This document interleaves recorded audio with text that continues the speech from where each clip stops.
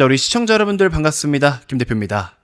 자, 이제서야 조금 공식적인 인사를 올릴 수 있게 된 것 같습니다. 2025년 한 해 너무 고생 많으셨고요. 화면에 보시는 것처럼 코스피 기준으로 했을 때는 무려 75% 정도의 상승을 보인 그런 해였고요. 코스닥 기준으로 했을 때는 아직 상승이 좀 덜 하긴 하지만 그래도 대략적으로 36% 정도의 상승을 보여준 2025년이었습니다. 그래서 코스닥도 36%대, 코스피는 삼성전자하이닉스가 워낙에 강세의 흐름을 보여줬었기 때문에 70% 이상의 또 굉장히 높은 상승을 보여줬거든요. 그럼 여러분들 계좌 기준으로 했을 때는 못해도 2배 이상의 수익은 나 있어야 된다라는 겁니다. 2024년 종가 기준으로 했을 때 종가 대비해서 여러분들은 25년까지 못해도 계좌 수익률이 2배 정도는 만들어져 있어야 그래도 조금 평탄은 쳤다라고 이야기할 수 있을 것 같습니다. 뭐 혹시나 2배의 수익을 만들지 못했다고 해서 실패한 투자냐? 뭐 그렇게 보기는 어렵습니다만 이제 시장에서 평균적으로 우리가 기준을 잡고 이야기를 할 때는 지수 상승을 기준으로 하기 때문에 이제 그런 부분에서 말씀을 좀 드려보자면 못해도 7, 80%, 많게는 100%, 더블까지는 여러분들이 수익을 좀 내고 있는 그런 상황이 지금 현재 유지가 되고 있는 게 그래도 상위 투자자다라고 이야기할 수 있는 기준이 될 것 같습니다. 자, 하지만 여러분들 제가 뭐 최근 영상에서도 많이 말씀드렸지만 아직 수익률이 좀 부족하더라도 괜찮습니다. 왜 괜찮냐? 첫 번째, 유동성 공급은 계속될 거다. 2026년도에는요 더 많이 돈이 풀릴 겁니다. 돈이 더 많이 풀린다라는 거는 원화, 여러분들이 현금, 적금 넣고 있는 거, 그런 거 있죠. 예적금 넣어두신 거, 그렇게 예적금으로 넣어둔 돈은 쓰레기가 되어가고 있지만 자산 가격들은 많이 올라갑니다. 돈이 많이 풀릴수록 자산 가격은 많이 올라가니까 투자를 더 열심히 적극적으로 하셔야 된다. 그리고 두 번째로 또 중요한 거, 어차피 머니코드 채널에서 HLB 주주님들이 많이 시청을 하고 계시기 때문에 우리 머니코드 구독자분들 기준으로 했을 때는 HLB가 드디어 이제 뭔가를 보여줄 타이밍이 왔기 때문에 이런 부분을 같이 기대를 한다라고 했을 때 또 HLB가 빠르게 추격을 해서 쫓아 올라가면 그동안 여러분들이 채워내지 못했던 좀 미흡한 부분의 수익률들을 HLB가 커버를 해줄 수 있는 좋은 상황까지 왔다라는 거. 물론 최종적인 FDA 결과는 까봐야 아는 거지만 현재로서는 가능성이 너무나 높고 정말 마지막이다라고 생각하고 도전을 하고 있고, 그리고 단순히 우리만 그렇게 기대를 하고 있는 게 아니라 어제 기준으로 했을 때 외국인과 기관이 같이 매수가 유입됐거든요. 그 말은 즉 메이저들도 2026년을 대비하는 데 있어서, 특히 1월 달을 대비하는 데 있어서 HLB를 하나의 포트폴리오로 자리매김하기 위해서 이제 편입을 진짜로 했다라는 게 중요한 거죠. 그래서 이런 부분들까지 같이 맞물렸을 때 어쨌든 여러분들 그동안의 수익이 조금 저조하신 분들이 있더라도 1월을 잘 공략하셔야 된다. 제가 최근 영상마다 거의 무한 반복하고 있는 멘트가 하나 있어요. 여러분들이 HLB를 각각 뭐 매수가가 어딘지는 저는 모르겠습니다만 예를 들어 볼게요. 한 7만원 정도가 여러분들 평균 매입가라고 가정해 보겠습니다. 여러분들이 7만원 정도에 들고 계신데 HLB가 조만간 이제 이슈 타고 장기 평선 돌파해서 급등을 하기 시작을 해요. 근데 7만원의 저항을 탁 받고 살짝 쉽니다. 눌림목이 살짝 나타나긴 해요. 그 눌림목이 만들어질 때 이제 내 본전에 왔었는데, 조금 전까지만 하더라도 HLB가 내 계좌에 빨간불이 잠깐 떴었는데 이거 지금 매도하는 게 맞나? 본전에서 탈출하는 게 맞나? 이런 고민들이 좀 많이 되실 수 있는데, 그러면서 조금 눌림목이 살짝 더 깊어지면은 또 바로 매도를 해버려요. 그리고 눌리면 다시 싸게 사자, 이런 생각들을 하실 수 있거든요. 그것만큼은 절대 하지 마세요. 아시겠죠? 여러분들이 매매 타이밍을 그렇게 기가 막히게 다 잡아내실 수 있으면 애초에 물려있을 일이 없잖아요. 그러니까 스스로를 인정하시고요. 그렇게 쉽게 할 수 없는, 아무나 할 수 없는 방식으로 여러분들이 지금 매매를 하거나 대응 전략을 취해버리시면 다 꼬입니다. 그러면 정말 오랜 시간 동안에 기다렸는데 본전에서만 탈출해버리는 거예요. 지금 제가 말씀드린 게 뭐예요? 손해를 안 보는 게 중요한 게 아닙니다. 지금은 무조건 수익을 내야 되는 상황입니다.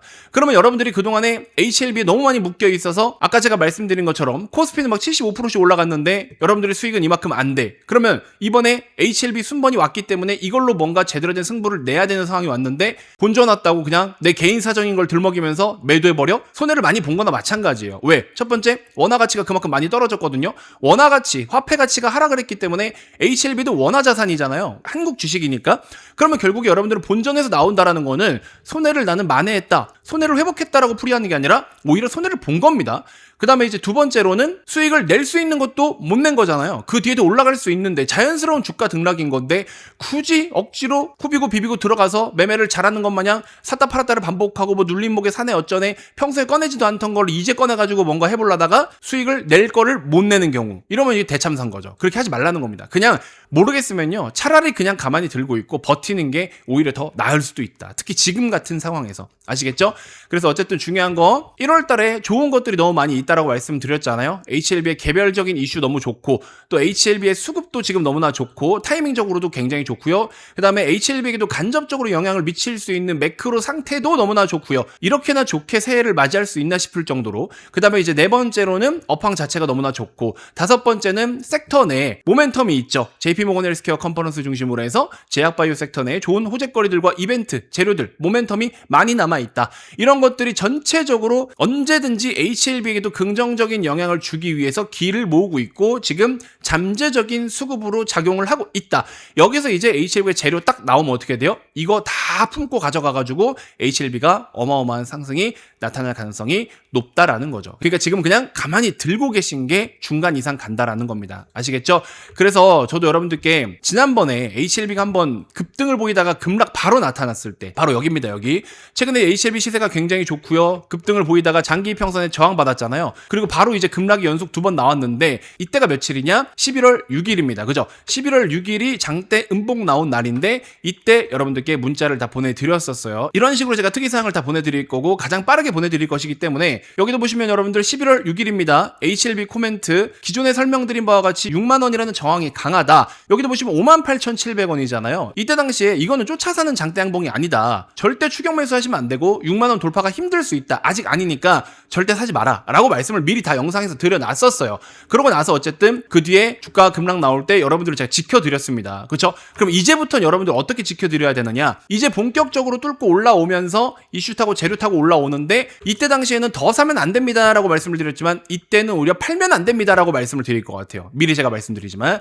그런 거 같이 한번 대비를 잘 해봤으면 좋겠다라고 다시 한번 말씀드리고요. 그래서 어쨌든 일단 1순위로 HLB 다 들고 계시니까 너무 무리하지 않는 선에서 반드시 보유는 좀 하고 계실 필요가 있을 것 같고 그 다음으로 JP모건 헬스케어 컨퍼런스 참가하는 기업들을 그냥 사는 게 아닙니다. 참가하는 기업을 사는 게 아니라 기존에 이제 의미 있는 데이터를 예를 들어 뭐 1에서 100인데 30 정도의 데이터를 갖고 있는 기업이 어떤 신약이 이번에 JPM에서 발표를 했더니 한 50 정도까지 나오더라. 이건 호재잖아요. 이런 것들이 이제 내용을 제가 디테일하게 정확하게 확인을 하고 나서 이건 호재가 맞습니다. 그러면 그런 주식들이 올라갈 수밖에 없거든요. 그런 거는 제가 조금 언급을 더 드려보겠다라는 겁니다. 그래서 어떤 종목들을 좀 여러분들 매수 관점으로 보면 좋은 것 같고요. 등등 이렇게 짚어드릴 수가 있다라는 거 잘 참고를 좀 해보시면 될 것 같습니다. 그래서 이제 지난 금요일 같은 경우에는 제가 바이오도 아니고 다른 종목도 아니고 26일 금요일자 기준으로 했을 때 은 선물 있죠. 여러분들 최근에 은 가격이 엄청나게 많이 올랐어요. 그래서 은 선물에 대해서 제가 한번 짚어드리면서 어떻습니까 여러분들? 여기 보시면은 26일이 이날인데 급등할 때 제가 오히려 인버스를 사라고 했어요.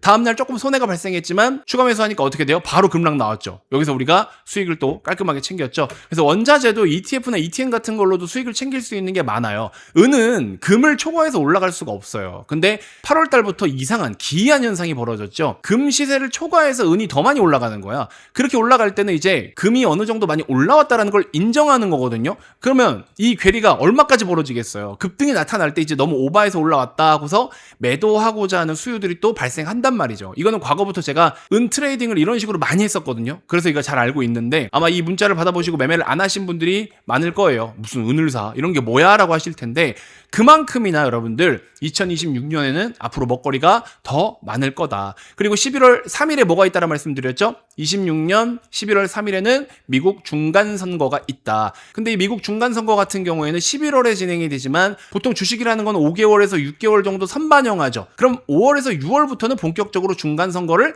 의식하거나 반영할 가능성이 높다라는 전제조건을 깔고 보셔야 된다. 지금부터. 그러면 이제 12월 다 끝났고 2025년 다 끝났으니까 지금부터 1에서 5월 혹은 지금부터 1에서 길어야 6월까지는 지금처럼 유동성 베이스로 긍정적으로 움직일 수 있는 이러한 분위기가 계속 좀 될 것 같은데 근데 이제 요때쯤부터 시장이 크게 꺾일 수도 있다라는 거죠. 그럼 여기서 또 두 가지를 가지고 말씀드릴 수 있는 게 첫 번째로는 시간이 얼마 남지 않았으니까 적극적으로 투자를 하셔라. 이게 첫 번째.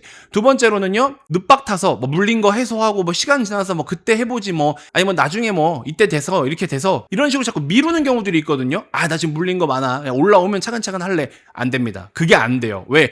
코스피 벌써 4,200이에요. 이 정도면 5,000까지는 간다라고 봐야 되는 거고 코스닥도 1,200까지는 지금 봐야 되는 상황인데 이게 지금 이 남은 5, 6개월 안에 올라가야 되는 상황인 겁니다. 그러면 이렇게 기준이 지금 명확하게 다 잡혀 있기 때문에 여러분들이 투자를 할 수 있는 시간과 여력 자체가 많지가 않아요.